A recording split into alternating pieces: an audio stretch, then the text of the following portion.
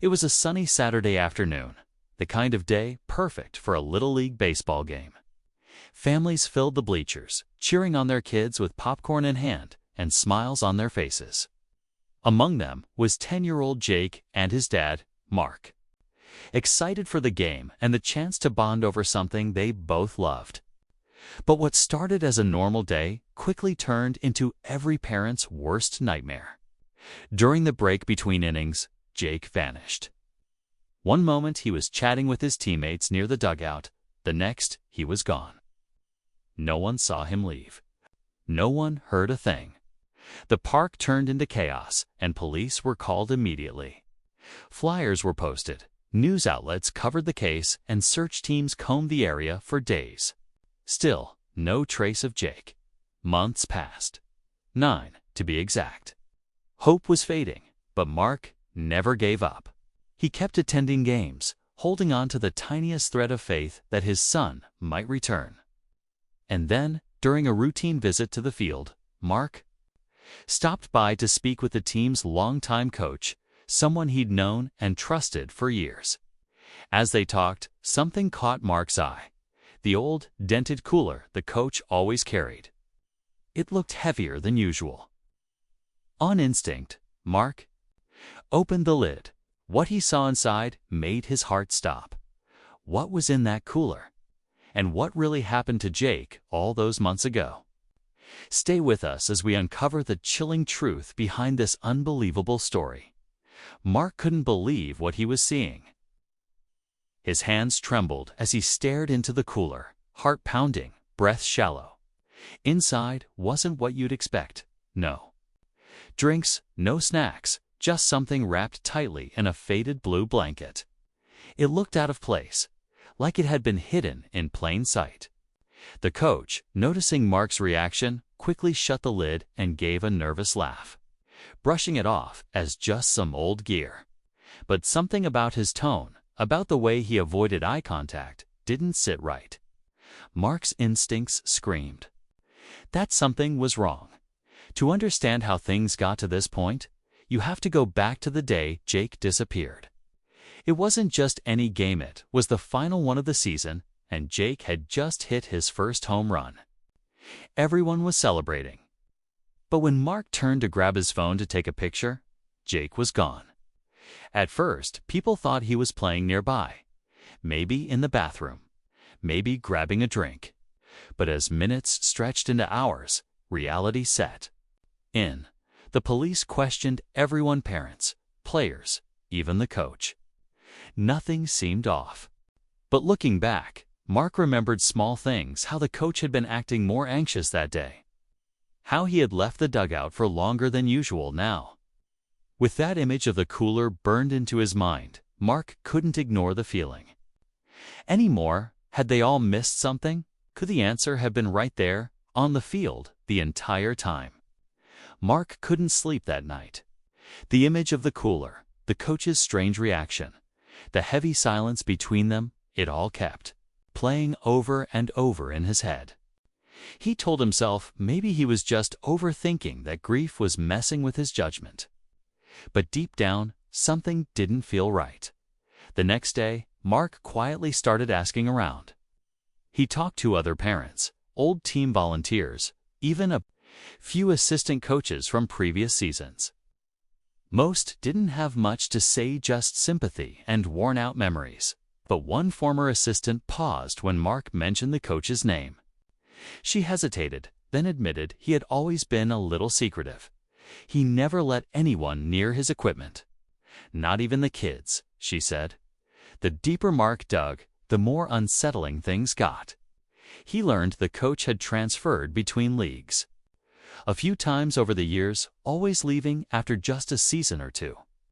There were rumors, nothing concrete, but enough to raise eyebrows. Parents recalled moments where the coach would take certain players aside for private chats or long, one-on-one drills. It had always seemed innocent at the time, but in hindsight, some details didn't add up. Meanwhile, Jake's room remained untouched. His backpack still hung by the door. His glove rested on the shelf. Mark had never stopped hoping. But now, That hope was mixed with something darker. Was Jake closer than anyone had ever guessed? And if so, why had no one seen it? Why had no one spoken up? The pieces were starting to shift, but the full picture remained just out of reach. Mark couldn't ignore it anymore. The more questions he asked, the more doors seemed to creak open. He began going through old team photos, game schedules, and parent messages from the season Jake disappeared. That's when he noticed something strange. Jake had been scheduled for extra training sessions with the coach, ones Mark didn't remember approving. When he asked around, other parents said their kids had similar sessions, but none of them could remember the coach ever giving clear details about what went on during them. It was always conditioning or technique drills, and parents were usually told to wait in their cars, haunted by the gut feeling that he had missed something. All along, Mark returned to the field late one evening. The place was quiet, the sun low in the sky. He walked past the dugout, toward the old storage shed near the fence spot. The coach was known to keep locked up tight. As Mark looked around, he spotted the cooler again, sitting just outside. The shed, the same one from before. This time, he brought a flashlight and gloves. Hands shaking, he opened the lid once more. This time, something shifted underneath the blanket. It wasn't just supplies. Before Mark could react, he heard footsteps behind him, slow, steady, and too familiar. He turned to see the coach standing there, silent, his face unreadable in the fading light. The field felt colder now, heavy with something unsaid. And in that moment, Mark realized the truth was far closer and far more terrifying than he ever imagined. Mark froze, heart pounding in his chest. The coach stood just a few feet away, not saying a word. His eyes, usually calm and friendly, now seemed cold, watchful. Mark tried to speak, to ask what was going on, but his throat was dry. Before he could say anything, the coach stepped forward and quietly closed the cooler. "You shouldn't be out here," he said, his voice low and calm. "It's private property. After hours." The words felt rehearsed, too smooth. Mark backed away slowly, forcing a smile, pretending like he believed him. But inside, panic was rising fast. Later that night, Mark called the police with what he had found. They promised to look into it, but their tone was cautious. Without solid evidence, there wasn't much they could do. Frustrated but more determined than ever, Mark kept digging. That's when he found something he wasn't expecting. Jake's name had appeared in a recent supply order under the team's account, filed just a few weeks earlier. Why would Jake's name be listed nearly 9 months after he vanished? Driven by this new lead, Mark returned to the storage shed the next morning. This time, he wasn't alone. A friend from the team's board, someone who had always trusted Mark's instincts, joined him. They managed to get the shed open, and what they found inside stopped them cold. Dozens of labeled boxes, strange drawings, and a hidden panel in the back wall. And right then, the board member whispered, "Mark, I think this goes way beyond just Jake." Mark's breath caught as he stepped through the hidden panel. Behind it was a narrow hallway, dimly lit by a small window at the far end. It led to what looked like a makeshift living space, an old cot, a lantern, scattered books, and drawings taped to the walls. And then, in the corner, he saw something that made his legs go weak. Jake's favorite sneakers, worn but unmistakable. The realization hit hard. Jake had been here. Recently? Suddenly, a rustling noise echoed behind them. Mark and the board member turned just in time to see the coach standing in the doorway, holding a set of keys. But his expression had changed. He didn't look angry. He looked tired. "He's safe," the coach said quietly. "I didn't hurt him. I protected him."